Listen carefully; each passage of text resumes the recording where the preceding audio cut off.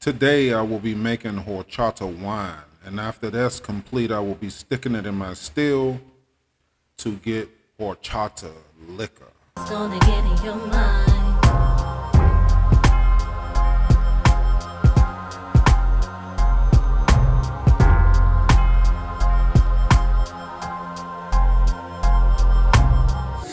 Let's face it, there's almost nothing more quintessential to Latin culture than a large cup of abuelita's horchata. It'll sweeten up your holiday season, cool you off on a hot summer day, and it's guaranteed to put a smile on your face no matter the occasion. Truth be told, it's hard to beat the feeling of that cool cinnamon toast crunch flavor, period. Over the years, horchata has become pretty popular, with chains like Starbucks concocting their own version of the delicious drink. You'll see the delectable flavor marketed to you in energy drinks, protein bars, even pastries. And in 2019, horchata became one of the most popular beverages in the whole country, with a 257% spike in sales. But let's go back to the beginning.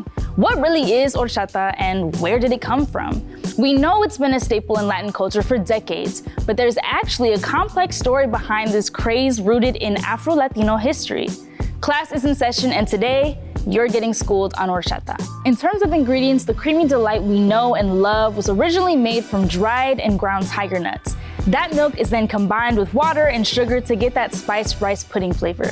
This version is called horchata de chufa, and it was originally made popular in Spain. However, what a lot of people don't know is that there's not just one way of making horchata. In Puerto Rico, the drink is known as horchata de ajonjoli, which consists of ground sesame seeds, rum, and coconut milk. In Central America, they call it semilla de jícaro, not to be confused with my cousin Icaro, and it's made using licorice-flavored seeds from the calabash, which is a gourd that grows in a tree. While horchata de chufa, the one most of us in the US are familiar with, was popularized in Spain, it actually originated in North Africa, specifically present-day Nigeria and Mali as far back as 2400 BC. The Moors brought it to Spain during the Muslim conquest, and it got its current name in Valencia.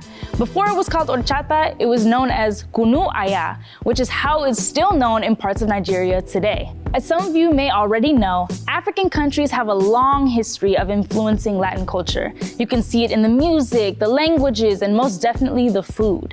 This is due to the fact that many Latin American countries have significant concentrations of people with African ancestry due to the slave trade and other migratory movements.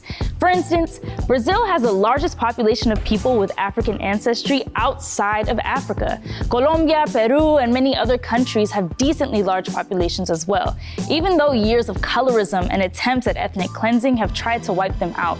In a way, horchata de chufa is a tribute and acknowledgement to the resilience of Afro-Latino culture. No matter what version of horchata you choose to enjoy, this widespread Afro-Latino drink is now an integral part of our North American culture as well. And we celebrate those deep-seated roots every time we indulge in the creamy delicacy. I'm Nadia, and you just got schooled. But we don't know how to make it. So I went on to YouTube, found the recipe from my home girl, Just Add More Butter. Go check her page out. She got some yummy recipes. Delicious Mexican-style horchata. All you need are a few simple ingredients and a blender. This is super easy to make, so let's get started. First things first, we need 2 cups of long-grain white rice. We need half a cup of sliced almonds. It goes in 4 cups of water. Now this needs to soak for at least 5 hours, preferably overnight. Simply dump everything into a blender. You know your rice is ready when you can break it in half with your fingernail like this. The goal is to break down the rice and almonds as much as possible. Okay, we're ready for the next step. Okay, we've got our rice mixture, a gallon pitcher, 1 can of each of sweetened condensed milk and evaporated milk, a cheesecloth, and a fine mesh strainer. After we've strained everything, this is what we're left with. Hardly looks like anything, right? This is very concentrated. To this, we're going to add in 1 tablespoon of vanilla extract, the can of evaporated milk, and the can of sweetened condensed milk. Also to note, when you go to taste test this, if this is not sweet enough, you can add up to 1 cup of regular white sugar. Once everything has been mixed in, we're going to add in 2 cups of milk. I use 2% milk. If you're lactose, use almond milk.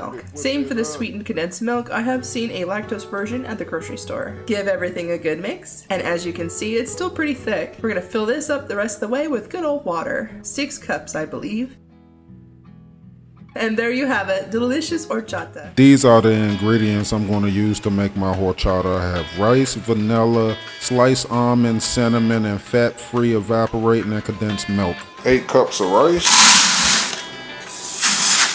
cup of almonds, sliced. I didn't count these, but you can pause the video and get a good number for them. I didn't break them up because they still hard and I'm gonna blend it up anyway. 1 gallon of spring water. Wooden spoon to stir, or anything you want to stir with. I didn't wash the rice because I wanted all of the starch there. I'm gonna add some amylase enzyme formula, starch converter, to convert all of the starch within that rice into convertible, fermentable sugars, as you can see. One more stir to mix it up. I'll just put my top on it for 24 hours and let that soak. Now it's been 24 hours and I'm adding 3 shots of Mexican vanilla extract. Might be a little too much, but I'm not sure if the vanilla gonna carry through when I get the distillingness. Now I'm gonna add the 4 cans of evaporated milk.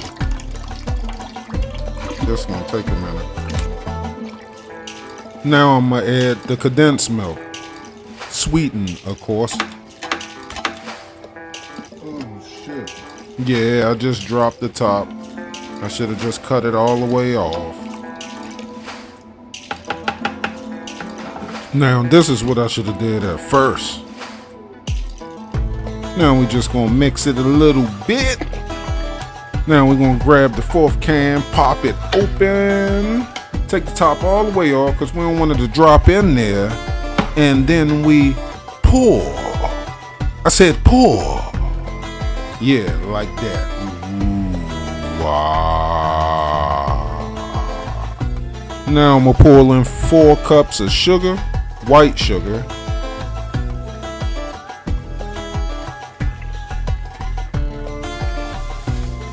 Now that 4 cups of sugar I thought might not been enough, so I went on and added to it roughly altogether the sugar I put in there, maybe 5 pounds, half of a 10-pound bag. Now I pour in another gallon of spring water. Now stir it up real good right before I add the yeast. Now my camera cut off on me right as I was adding the yeast, so I don't have that footage for y'all, but I used Distiller's dried yeast. Now I couldn't help but to take a shot of this horchata, and yes, it was delicious. It's been 11 days. Let's check out what's going on inside of it.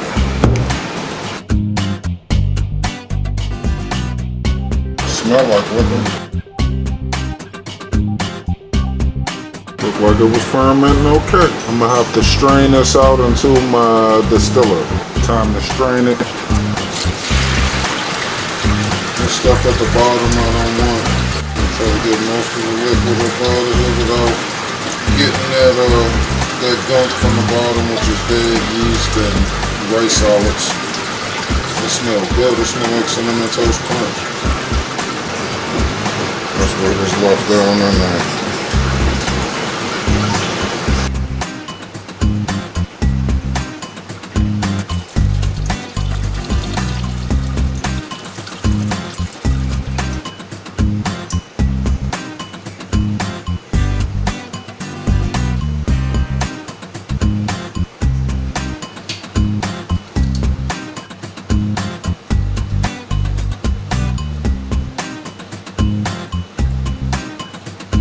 I'm about to check the sugar content to see if there's any sugar left in there, which I doubt, because there was no more action in the airlock.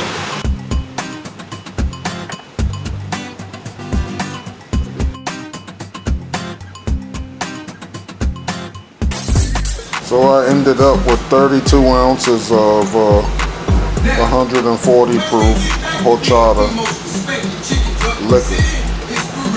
And me and my cousin been drinking it. And it's pretty decent for me. I think y'all should mix it with some,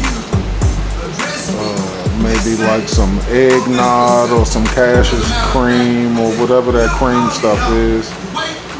Or like maybe some horchata.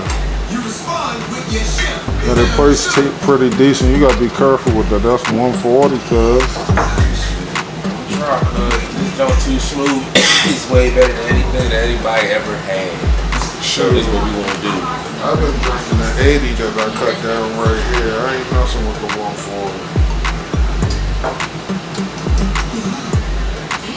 Tastes like horchata. Yeah, it do. That thing is spicy. It tastes decent. It's like a Right on dessert your liquor, almost like, since it tastes like cinnamon and vanilla.